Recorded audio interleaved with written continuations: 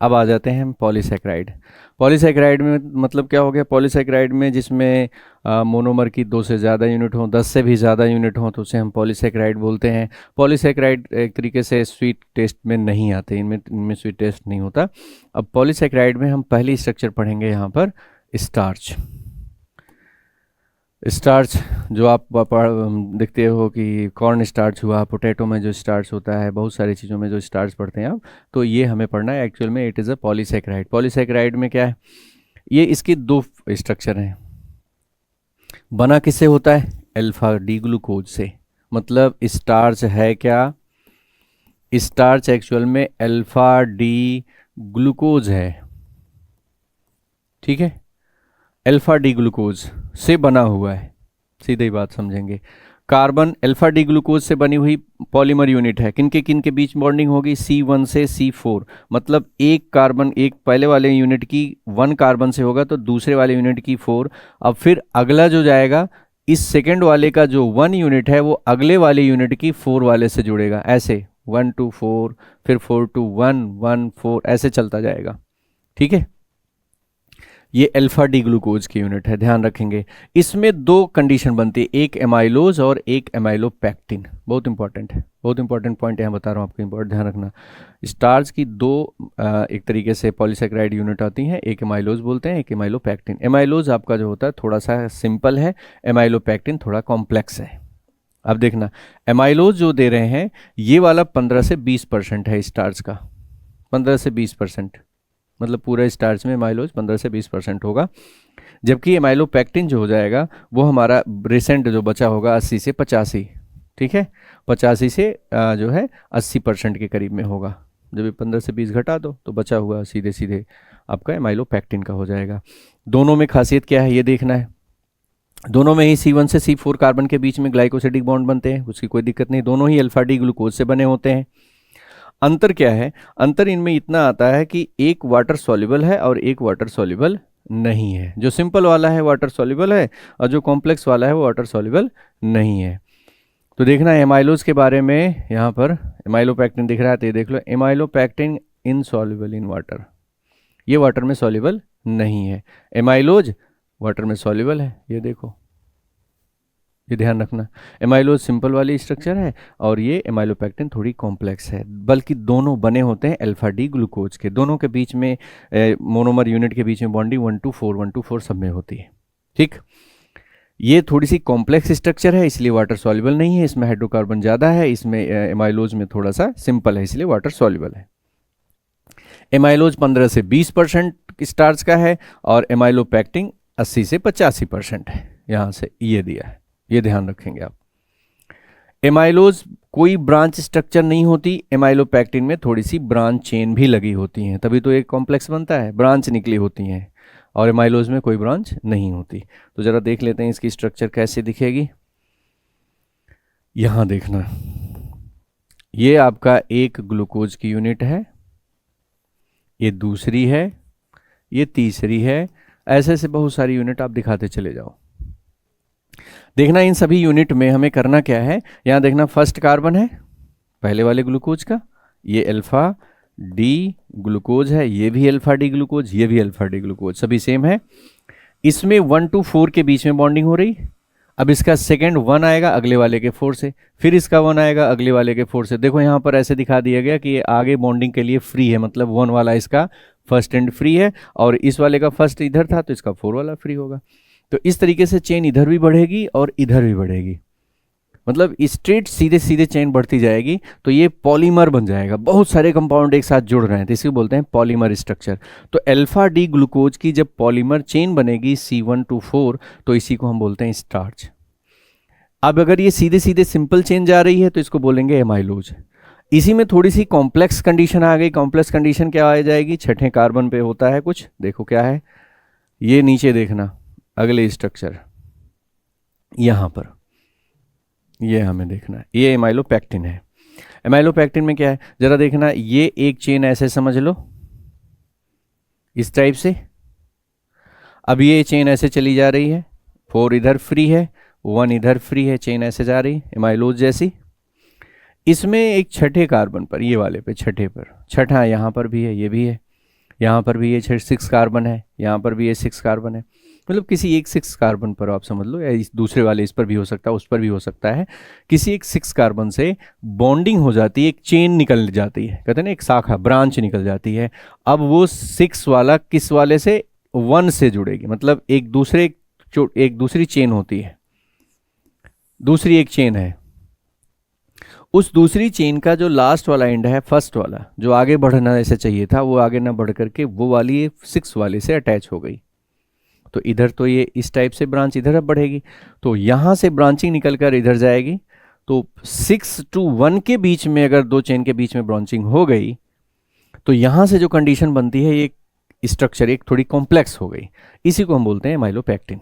तो एमाइलोपेक्टिन में कोई दिक्कत नहीं है, सिंपल सा है, 1 to 4 इसमें भी बॉन्डिंग है एमाइलोज की तरह, सीधे स्ट्रेट चेन चलती रहती है, एक मेन चेन में से एक ब्रांच निकलती है जो 6 कार्बन से होती है, 6 से अगली किसी चेन के 1 से जुड़ करके जो ग्लाइकोसिडिक बॉन्डिंग बनती है। तो ये कंडीशन जब होती है इसी को एमाइलोपेक्टिन बोलते हैं। ये वाटर सॉल्युबल नहीं, क्योंकि इसमें हाइड्रोकार्बन का नेचर ज़्यादा है, वो वाटर सॉल्युबल है, ये 80 से 85%, ये वाला है ज़्यादा अमाउंट में, ये है वो थोड़ा सा कम अमाउंट में 15 से 20% ही होता है। तो स्टार्च आपको समझ में आ गया। स्टार्च के बाद हम दूसरा पढ़ते हैं, हमारे पास आपने पढ़े होगा बॉटनी में प्लांट की जो सेल होती है, सेल की स्ट्रक्चर सेलुलोज की बनी होती है। तो सेलुलोज हम पढ़ेंगे, यहाँ पर सेलुलोज क्या है। सेलुलोज एक्चुअल में देखा जाए तो ये भी ग्लूकोज की ही मोनोमर यूनिट है, जो आपस में बहुत सारी मोनोमर यूनिट जुड़ती हैं तब जा कर के एक सेलुलोज बनता है। तो इसमें ध्यान रखना है हमें कौन सी है, बीटा डी ग्लूकोज की, मतलब जो हमारे ग्लूकोज की बीटा डी यूनिट थी, means cyclic structure beta, alpha नहीं, अल्फा अगर है तो स्टार्च बनेगा, बीटा स्ट्रक्चर मिल रही है तो क्या बनेगा, हमारा सेलुलोज बनता है। तो बीटा डी ग्लूकोज की बहुत सारे, बीटा डी ग्लूकोज में यहां देखना हाइड्रोजन है, अगर बीटा होगा तो ये OH ऊपर होगा, ये ग्लूकोज की स्ट्रक्चर हो गई, ठीक है। ये हमारा पहला कार्बन हो गया, तो ये हमारा दूसरा, तीसरा, ये हो गया 4 का OH ग्रुप होगा यहाँ पर, ये पहला है। अब दूसरी यूनिट समझना, दूसरी यूनिट का पहला कार्बन, इसका ये OH और इसका यहाँ पर ये OH 4 वाला, ये 4 कार्बन है। तो क्या हो रहा है, पहली यूनिट का फर्स्ट का OH ऊपर है बीटा, और दूसरे वाले की यूनिट का 4 वाले कार्बन का OH, दोनों के बीच में बॉन्डिंग होती है, तो इसको बोलते हैं 1 to 4। यहाँ पर भी 1 to 4 बॉन्डिंग हो रही, जैसे हमने स्टार्च में देखा था 1 to 4, ऐसे यहाँ पर भी 1 to 4 बॉन्डिंग हो रही। तो 1 to 4 के बॉन्डिंग बीच में ऐसे बॉन्डिंग होगी, इस टाइप से दोनों बॉन्डिंग होती जाएंगी, 1 to 4 1 to 4, चेन बढ़ती जाएगी। बीटा की चेन जब बढ़ती है तो ये वाली जो स्ट्रक्चर बन के आती है, इसी को हम बोलते हैं सेलुलोज। एक्चुअल में यहाँ पर जो हमारा ग्लाइकोसिडिक लिंकेज बॉन्ड बन रहा है, उसको हम बीटा लिंक्स बोलते हैं, एक्चुअल में वो भी एक ग्लाइकोसिडिक बॉन्ड ही है, तो ये बीटा लिंक बोलते हैं। तो यहाँ पर ध्यान रखना, बीटा डी ग्लूकोज की एक पॉलीमर अगर चेन होती है तो what is a cellulose, cellulose is a polymer of beta D glucose.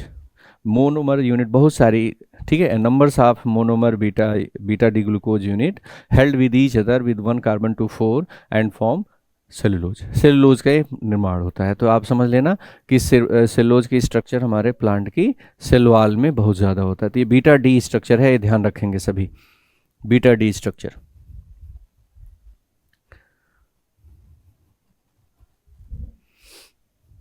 आगे बढ़ते हैं, सेलुलोज के बाद में ग्लाइकोजन। ग्लाइकोजन ये भी इंपॉर्टेंट है। ग्लाइकोजन हम लोगों की बॉडी में, एनिमल एक तरीके से हमारे बॉडी के अंदर जो स्टार्च स्टोर होता है वो इसी ग्लाइकोजन के फॉर्म में स्टोर होता है। ये कार्बोहाइड्रेट हमारी बॉडी में जो स्टोर्ड है, एनिमल अगर देखा जाए तो ये ग्लाइकोजन, ये हमारे लीवर में स्टोर होता है। बायो वर्ल्ड टॉपिक में भी पढ़ते हैं आप, इसको इतना याद रखेंगे, ठीक है। मसल्स और ब्रेन में भी जाता है ये, इस तरीके से लीवर में भी होता है। तो एक्चुअल में क्या है, ये कुछ इसकी स्ट्रक्चर अगर हम बात करें तो इसको हम बोलते हैं एक्चुअल में एनिमल स्टार्च है, जो हमने पीछे पढ़ा था कि एमाइलोज एमाइलोपेक्टिन। तो इसकी रिलेशन किससे मिलती है, कुछ मिलती जुलती है एमाइलोपेक्टिन से। एमाइलोपेक्टिन भी है एक्चुअल में क्या है, वो भी अल्फा डी ग्लूकोज का बना हुआ एक पॉलीमर यूनिट है। तो ये भी अल्फा डी ग्लूकोज से बनी हुई एक पॉलीमर यूनिट होती है, एमाइलोपेक्टिन जैसा ही होता है, बस एनिमल स्टार्च है, एनिमल में स्टोर्ड होता है, लीवर और ये मसल और ब्रेन में। और इसकी ज़रूरत कब होती है कि जब हमारी बॉडी में किसी भी तरह के कार्बोहाइड्रेट इन सब चीज़ों की कमी होती है, तो ये रिवर्स होकर के हमें एनर्जी प्रोवाइड करता है। ठीक है, तो when the body needs glucose, जब हमारी बॉडी को ग्लूकोज की नीड ज़रूरत पड़ती है, तो enzyme breaks the glycogen down to glucose, तो हमारी बॉडी में जो एंजाइम है वो उसी ग्लाइकोजन को ब्रेक करके हमें एनर्जी प्रोवाइड करते हैं। ग्लाइकोजन कभी कभी जो है हमारे ईस्ट और जो लिविंग उसमें है माइक्रोब्स होते हैं, ईस्ट एंड फंगस, इनमें भी पाया जाता है। तो बस इतना समझना है इसमें।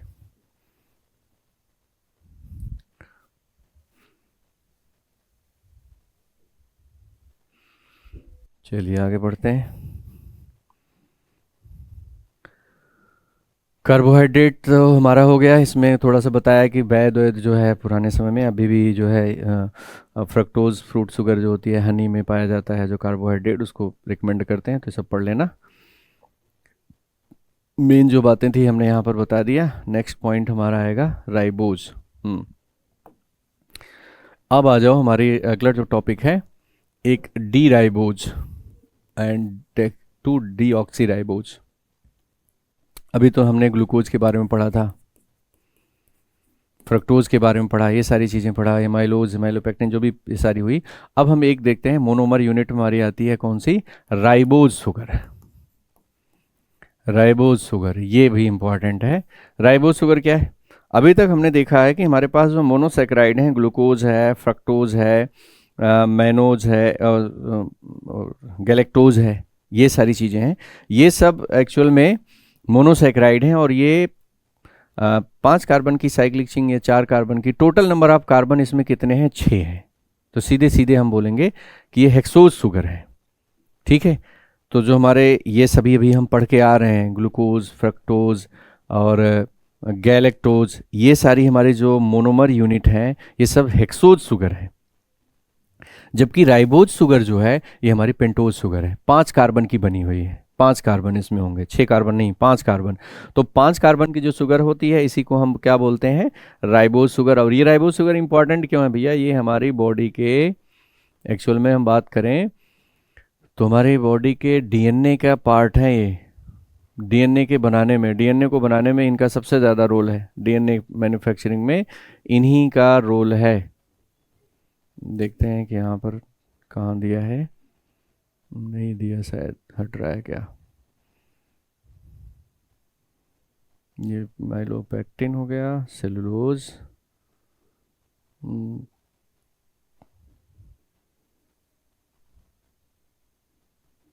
ठीक है, नहीं दिया है यहाँ पर, शायद है बुक में है, यहाँ दिख नहीं रहा अभी। तो इसमें मैं दिखा रहा हूँ आपको कैसे इसकी स्ट्रक्चर दिखाओगे। तो सीधे सीधे आपको राइबोज शुगर दिखाना है, राइबोज एंड डीऑक्सीराइबोज। तो इसमें राइबोज में 5 कार्बन की शुगर है। तो 5 कार्बन की शुगर में सीधे सीधे यहाँ पर इस टाइप से दिखाना है। यहाँ पर हो जाएगा OH, यहाँ H, OH, OH और ये हो गया H, और ये आपका हो जाएगा इस जगह पर OH और ये H। ठीक, तो ये आपका देखेंगे इसमें 1 2 3 4 और एक आपका कार्बन यहाँ पर CH2H, 5 कार्बन की हो जाएगी, 1 2 3 4 5। तो इस तरीके से राइबोज शुगर। राइबोज शुगर में क्या होगा? डीऑक्सीराइबोज। और राइबोज में इतना ध्यान रखना है आपको कि जो सेकंड कार्बन पर है, देखो डी वर्ड लग गया, इसका मतलब कुछ नेगेटिव समझना। डी मतलब यहाँ पर OH नहीं है। राइबोज अगर लिखा होगा तो राइबोज शुगर में सिंपल से समझेंगे आप कि सेकंड कार्बन पर OH ग्रुप है, 5 कार्बन की चेन है, ये भी एक साइक्लिक स्ट्रक्चर है। ठीक है, 5 कार्बन की है इसमें भी, लेकिन 4 ही कार्बन की रिंग है, 5वें में वो CH2H ऊपर है आपका। ये सेकंड वाले पर OH अगर नहीं है तो राइबोज है, सॉरी है तो राइबोज है, और नहीं है तो डी वर्ड लग गया, डीऑक्सीराइबोज, मतलब OH ग्रुप नहीं है। तो अगर ऐसे हम कर दें, यहाँ पर, यहाँ H है और यहाँ पर भी H है, सेकंड पर OH नहीं है, तो ये डीऑक्सीराइबोज हो गया। ये 5 कार्बन की साइक्लिक रिंग है, ये हमारे डीएनए का पार्ट होता है। ठीक है, और अगर यहाँ OH है तो इसको बोलेंगे राइबोज शुगर। तो राइबोज और डीऑक्सीराइबोज में सेकंड कार्बन पे OH है या नहीं है, ये देखते हैं। 5 कार्बन की रिंग स्ट्रक्चर होती है। ठीक, ये हमारे डीएनए का पार्ट होता है। तो ये देखना है आपको, राइबोज एंड डीऑक्सीराइबोज, ये डीएनए और इन सब के बनाने में यूज होता है। तो ध्यान रखेंगे कि ये भी राइबोज शुगर, आगे शायद स्ट्रक्चर मिलेगी, अभी वहाँ देखेंगे, हम डिस्कस करेंगे। ठीक, आगे बढ़ते हैं। नेक्स्ट, अमीनो एसिड हमारा दिया गया। अमीनो एसिड क्या होते हैं? अमीनो एसिड में एक्चुअल में अमीन ग्रुप होता है, जैसे मैं यहाँ पर दे दूँ कार्बन की चेन, इसको हमने दे दिया कार्बोक्सिलिक ग्रुप COOH, ठीक है। और यहाँ पर आपका दिखा दिया मैंने कोई एल्काइल ग्रुप या कोई साइड चेन हो गया, इसको मैं साइड चेन दे दे रहा हूँ। इधर में हाइड्रोजन लगा दिया, या किसी दूसरे एल्काइल ग्रुप को लगा सकते हो आप, हाइड्रोजन हो या एल्काइल ग्रुप हो, इधर कोई भी साइड चेन हो सकती है। ये साइड चेन ही इधर मान लो, साइड चेन कोई एरोमेटिक रिंग हो सकती है, कुछ और भी हो सकता है, साइड चेन होगी, एक एल्काइल ग्रुप होगा, हाइड्रोजन भी होता है सिंपल में, अगर हाइड्रोजन नहीं तो कोई एल्काइल ग्रुप होगा, और इधर का जो चेन आगे बढ़ेगी, इधर इधर आगे, ये यहाँ पर एक एमाइन ग्रुप होगा, एमाइन CnH2। तो एक कार्बोक्सिलिक ग्रुप और एक एमाइन ग्रुप, इस तरीके से जब दोनों एक साथ होते हैं, मतलब बेसिक और एसिडिक दोनों ग्रुप एक साथ होते हैं, तो यहाँ पर जो हमारे स्ट्रक्चर आती है इसी को हम बोलते हैं अमीनो एसिड। ये अमीनो एसिड है, ठीक। अब इस अमीनो एसिड के भी अलग अलग नाम होंगे, किसकी वजह से? ये साइड चेन कैसी है इसके बेसिस पर देखा जाएगा, और यहाँ पर हाइड्रोजन है या एल्काइल ग्रुप है, इन दोनों की वजह से साइड चेन और हाइड्रोजन है या नहीं है, इनके बेसिस पर हम अमीनो एसिड के अलग अलग नाम देंगे। अच्छा, एक नाम और देखते हैं कि NH2 ग्रुप किस पर है, ये अल्फा कार्बन पर है या बीटा पर है या गामा पर है, डेल्टा पर है, इसके बेसिस पर भी हम बात करते हैं। जैसे देखना, ये मेन फंक्शनल ग्रुप है, ये मेन फंक्शनल ग्रुप आपका माना जाएगा। मेन फंक्शनल ग्रुप आपका जो दिया गया है इसमें, ठीक है। अब मेन फंक्शनल ग्रुप के बाद में ये आपका सेकेंडरी हो जाएगा, तो सेकेंडरी फंक्शनल ग्रुप NH2 जो आपका दिया गया है वो किस कार्बन से लगा हुआ है इसको देखेंगे। तो मेन फंक्शनल ग्रुप से लगा हुआ जो अगला कार्बन होता है इसको हम बोलते हैं अल्फा कार्बन। तो ये अल्फा कार्बन हो गया। अल्फा कार्बन पर अगर हमारा NH2 लगा हुआ है तो इसको हम बोलते हैं अल्फा एमिनो एसिड।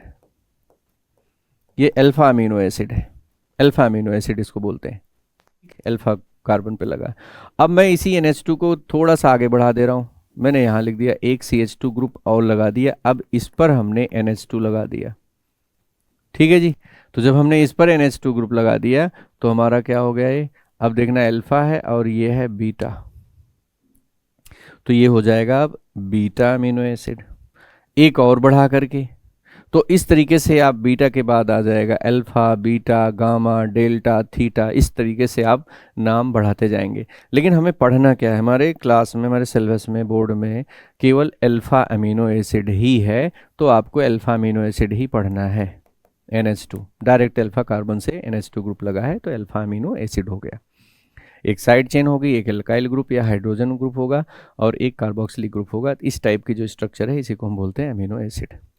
अब इस अमीनो एसिड में एक चीज़ और देखते हैं कि अगर यहाँ पर ये जो एल्काइल ग्रुप की जगह पर हाइड्रोजन अगर है तो सबसे सिंपलेस्ट इसको बोलते हैं अमीनो एसिड। तो ये सबसे सिंपलेस्ट अमीनो एसिड मैं आपके सामने दिखा रहा हूँ, ये है, ये सिंपलेस्ट अमीनो एसिड है,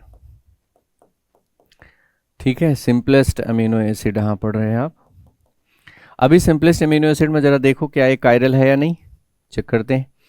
अब कायरल में साइड चेन यहाँ पर देखते हैं, अगर ये साइड चेन भी अगर यहाँ पर हाइड्रोजन की हो गई, साइड चेन भी मान लीजिए हाइड्रोजन की हो गई, इधर हाइड्रोजन है ही एल्काइल ग्रुप, एल्काइल ना होकर हाइड्रोजन है, अगर ऐसा हो गया मतलब हाइड्रोजन तो है ही, ये वाली साइड चेन भी हाइड्रोजन हो गई, तो इस कंडीशन में देखेंगे दो सेम सेम ग्रुप एक साथ लग गए।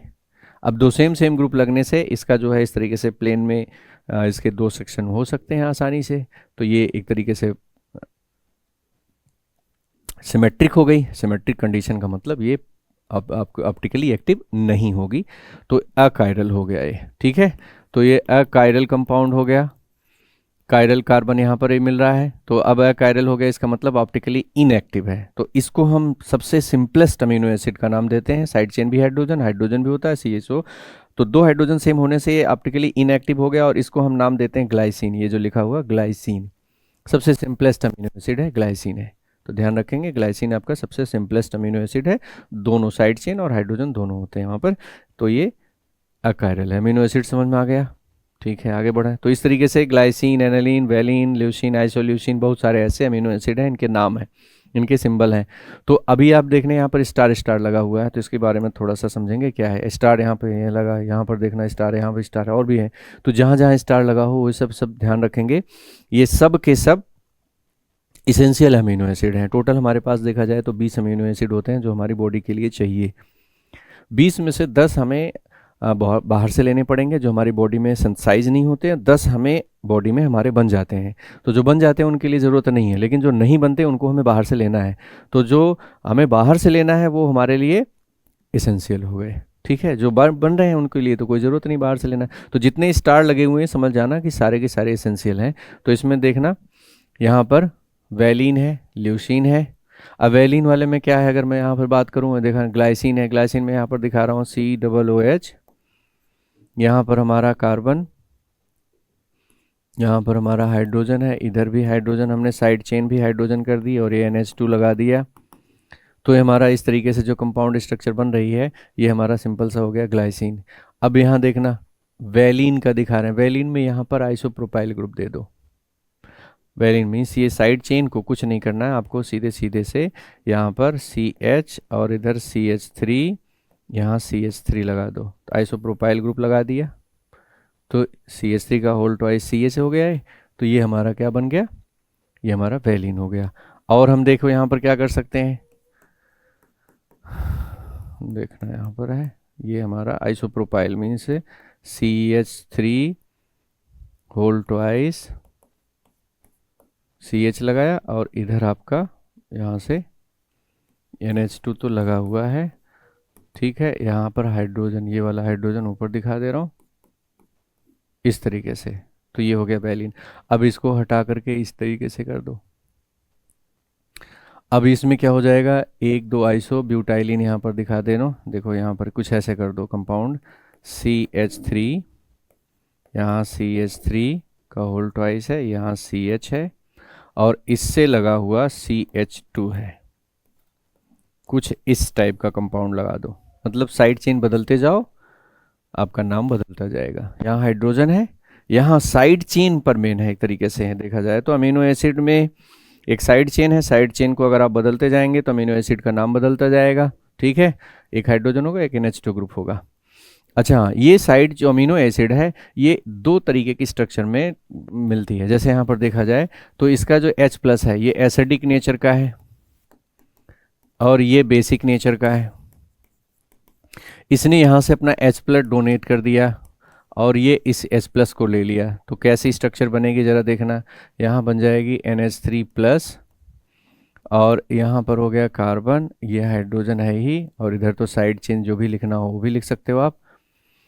इधर आपका COO- बन गया। यहाँ देखना प्लस है, यहाँ माइनस है, तो एक तरीके से आयनिक कंडीशन आ गई। आयनिक कंडीशन का मतलब हो गया कि इंटरनल प्रोटॉन ट्रांसफ़र हो रहा है, एसिड बेस न्यूट्रलाइजेशन हो रहा है, इधर से इधर ट्रांसफ़र हो रहा है। तो ये जो कंपाउंड बन रहा है इसको बोलते हैं ज्विटर आयन। ये काफ़ी इंपॉर्टेंट है, ज्विटर आयन बोलते हैं। तो इनके बीच में एक्चुअल में क्या होता है कि ये आपस में इक्विलिब्रियम पोजीशन होती है इनकी, यहाँ पर ज्विटर आयन और इस दोनों में चेंज होते रहते हैं। तो यहाँ पर ये भी ध्यान रखना आपको। अब अमीनो एसिड में जितने जितने स्टार हैं सभी लोग स्टार का नाम याद रखेंगे। इसमें एक कोड वर्ड है उसे आप याद रख सकते हो, VIP, हाल में TT करके ऐसे नाम है, आप याद रख सकते हो कि 10 हमारे इसेंशियल क्या है। V से हो जाएगा, आप यहाँ देखते रहेंगे, वैलिन हो जाएगा, isoleucine, proline, histamine, aniline, lysine, leucine, methionine, tryptophan और थायोफिन। तो इस तरीके से इनको आप डिकोड कर सकते हो, यहाँ से देख करके मिला लेना, मैच कर सकते हैं आप, ठीक। तो यहाँ पर भी आप इन तरीके से सभी अमीनो एसिड को याद कर सकते हो। हाँ, आजकल ये भी एक चीज़ पूछ रहे हैं कि कौन कौन से अमीनो एसिड जो हमारे हैं एसिडिक हैं, कौन कौन से अमीनो एसिड हमारे बेसिक हैं, कौन कौन से अमीनो एसिड हमारे न्यूट्रल हैं। तो थोड़ा सा मैं इसमें बताऊंगा कि जिसमें NH2 और OH दोनों ग्रुप बराबर बराबर होंगे, NH2 और OH ग्रुप दोनों बराबर मिलेंगे, वो हमारा न्यूट्रल या एम्फोटेरिक हो जाएगा। जैसे देखना यहाँ पर अगर मैं बात करूँ इस जगह पर यहाँ पर अगर हम बात करूँ, ये साइड चेन है, साइड चेन में NH2 ग्रुप आ गया, यहाँ पर भी NH है। तो साइड चेन में जिसमें basic nature NH2 lone pair वाला आ जाएगा, भाई अगर ये साइड चेन में देखोगे, मेन चेन में तो इधर NH2 है और इधर COOH है, यहाँ कार्बन है, इधर आपका हाइड्रोजन है, इधर आपकी साइड चेन है। तो ये दोनों जब तक रहेंगे एक दूसरे को न्यूट्रल किए रहेंगे, ठीक है, न्यूट्रल अमीनो एसिड बोलोगे या आप एम्फोटेरिक कह सकते हो। अब जब मैं साइड चेन को मैंने हाइड्रोजन कर दिया तो बिल्कुल ये एम्फोटेरिक हो गया, न्यूट्रल हो गया। इसका मतलब जो पहला है, ठीक है, पहला जो आपका अमीनो एसिड है तो ग्लाइसिन, वो एक तरीके से एम्फोटेरिक या न्यूट्रल है। लेकिन जिसकी साइड चेन में NH2 ग्रुप मिल गया तो ये इसका बेसिक पलड़ा भारी हो गया, बेसिक नेचर ज़्यादा आ गया। बेसिक नेचर आने की वजह से क्या हो जाएगा, अब ये एक्चुअल में बेसिक हो जाएगा। तो इसका मतलब ये वाला कंपाउंड जो हमारा आर्जिनिन है, आर्जिनिन में NH2 ग्रुप एक्स्ट्रा आ रहा है, ये दोनों तो आपस में न्यूट्रलाइज करेंगे, लेकिन इसके NH2 को न्यूट्रलाइज करने वाला नहीं, इसका मतलब बेसिक हो गया ये। ऐसे आप पकड़ेंगे इसमें, ठीक है। अब देखना aspartic acid, glutamic acid. Glutamic acid में देखना क्या है भाई, ये साइड चेन जो जो यहाँ पर है, साइड चेन है, साइड चेन को देखो, ये दोनों एक दूसरे को तो न्यूट्रलाइज करेंगे, बैलेंस कर रखे हैं, लेकिन यहाँ पर जो अब साइड चेन में आपका ये देखिए ग्लूकोज, एक कार्बोक्सिलिक ग्रुप आ गया, मतलब यहाँ पर कार्बोक्सिलिक ग्रुप मिल रहा है, ये एक्स्ट्रा हो गया, तो जहाँ पर एसिड वाला पोर्शन आ गया ये एसिडिक अमीनो एसिड हो जाएगा। तो आपको ऐसे ढूंढना, जैसे एस्पार्टिक एसिड में भी देखना है एक कार्बोक्सिलिक ग्रुप आ रहा है तो ये भी एसिडिक हो जाएगा। तो जहाँ जहाँ साइड चेन में एक्स्ट्रा बेसिक कंपाउंड आपको दिख जाए वो समझ जाना कि वो आपका बेसिक है। तो आप इस तरीके से एसिडिक बेसिक आप ढूंढ सकते हो, ठीक है।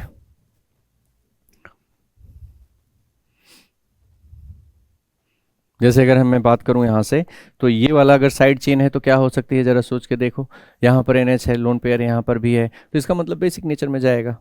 अब इस वाले में अगर हम बात करें, यहाँ पर देखना कार्बोक्सिलिक ग्रुप है, प्रोलीन, लेकिन यहाँ NH भी है, तो ये एम्फोटेरिक न्यूट्रल में जा सकता है। तो इस टाइप से आप एसिडिक बेसिक या न्यूट्रल वाले को पहचान सकते हो। वैसे तो आपके बोर्ड लेवल पर आपसे यही पूछेंगे कि एसेंशियल अमीनो एसिड क्या है, उनके नाम एक दो बता दो, तो इनके जो स्टार वाले हैं इनके नाम याद रखना, इनको बता देना। अब अमीनो एसिड का क्लासिफिकेशन दे रहे हैं इसमें, अमीनो एसिड को क्लासिफिकेशन में यहाँ देखना, ये ज्यूटेरायन जो भी आपको मैंने बताया था, ज्यूटेरायन कैसे बन रहा है, ठीक है, साइड चेन है यहाँ पर है, एक्चुअल में साइड चेन को इन्होंने इस तरीके से दिखाया है, जो मैंने आपको बताया था, मैंने साइड चेन को नीचे दिखा दिया था, NH2 को इस साइड में दिखाया था। तो ज्यूटेरायन जो आपका दिया है, forms amino acid so amphoteric behaviour, they react both acid and base. मतलब अगर केवल ज्यूटेरायन ही दिख रहा है, मतलब NH2 और COOH ही दिख रहे हैं, तो ये आपका एसिड बेस न्यूट्रलाइजेशन करके आपस में एक दूसरे से प्लस और माइनस दो कंडीशन दिखाते हैं, इसी को बोलते हैं ज्यूटेरायन का फॉर्मेशन। और अगर ऐसा दिख रहा है तो ये एम्फोटेरिक ही है, ठीक है, मतलब एसिड बेस दोनों के साथ रिएक्शन कर लेगा। लेकिन अगर साइड चेन में कुछ और एक्स्ट्रा एसिड या बेसिक कंपाउंड आ गया तो आप सीधे सीधे उसे बोल देंगे एसिडिक या बेसिक है। यहाँ पर भी ध्यान रखना, except glycine all other naturally occurring alpha amino acids are optically active. ये भी बहुत पूछा गया बोर्ड में, कहते हैं कौन सा अमीनो एसिड है जो ऑप्टिकली एक्टिव नहीं है, तो भैया एक ही है, वही ग्लाइसिन है। कैसे ग्लाइसिन, इसलिए है कि यहाँ NH2 है और इधर आपका एक हाइड्रोजन हो गया, इधर साइड चेन हो गई और इधर COOH है, साइड चेन में यहाँ पर भी हाइड्रोजन है तो ये COOH है। अब ये दोनों एक दूसरे को न्यूट्रलाइज करके ज्यूटेरायन बनाएंगे, तो एक तो ये न्यूट्रल हो गया, एम्फोटेरिक हो गया, ठीक है, एम्फोटेरिक भी कर सकते हो, न्यूट्रल भी कर सकते हो। एम्फोटेरिक का मतलब है एसिड बेस दोनों से रिएक्शन कर लेगा, एसिड से रिएक्शन कराओगे तो इसकी रिएक्शन होगी, बेस से कराओगे तो ये वाला पार्टिसिपेट करेगा। चूंकि दोनों हाइड्रोजन ग्रुप हैं, दोनों हाइड्रोजन ग्रुप हैं, सेम तरह के हैं, तो ये क्या हो गया, एक्चुअल में हो गया ये ऑप्टिकली इनएक्टिव हो गया। तो यही वाला है, बाकी सारे अमीनो एसिड ऑप्टिकली एक्टिव होते हैं, बात ध्यान रखना।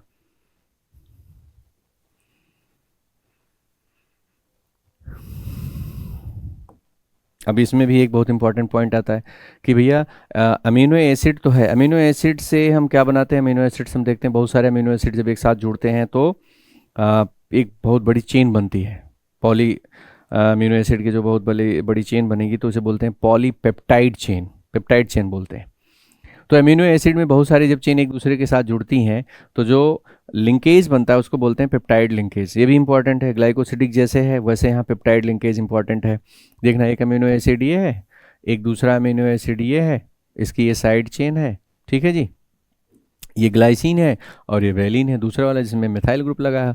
तो भैया क्या हुआ कि इसका NH2 का और इसका OH NH2 का एक H और इसका OH मिल करके H2O निकाल देते हैं। देखो यहाँ पर इसका 2 हाइड्रोजन ले लो या फिर इसका एक ऑक्सीजन OH, ठीक है। यहाँ से ऐसे मैं यहाँ पर बना के दिखा दे रहा हूँ। NH2, यहाँ CH आपका 2 है, C डबल बॉन्डेड O और इधर से OH। इधर से फिर हम दूसरे ये वाले का NH2 का दिखा रहे हैं, नाइट्रोजन, यहाँ हाइड्रोजन, यहाँ हाइड्रोजन और इधर आपका CH2 C डबल OH। तो अब क्या करना है कि यहाँ पर CO और NH, तो ये C डबल O तो है, ये H है, इसका इतना पोर्शन मिल जाएगा, बनाएगा H2O। तो बचा क्या, ये नाइट्रोजन का डायरेक्ट कार्बन के साथ बॉन्डिंग होगी, नाइट्रोजन पर एक हाइड्रोजन बच रहा है तो ये NH हो जाएगा और यहाँ पर ये CO हो जाएगा। तो CO NH के बीच में जो बॉन्डिंग होती है मीन्स कार्बन डायरेक्ट नाइट्रोजन से जुड़ रहा है, तो इसी को हम बोलते हैं पेप्टाइड लिंकेज।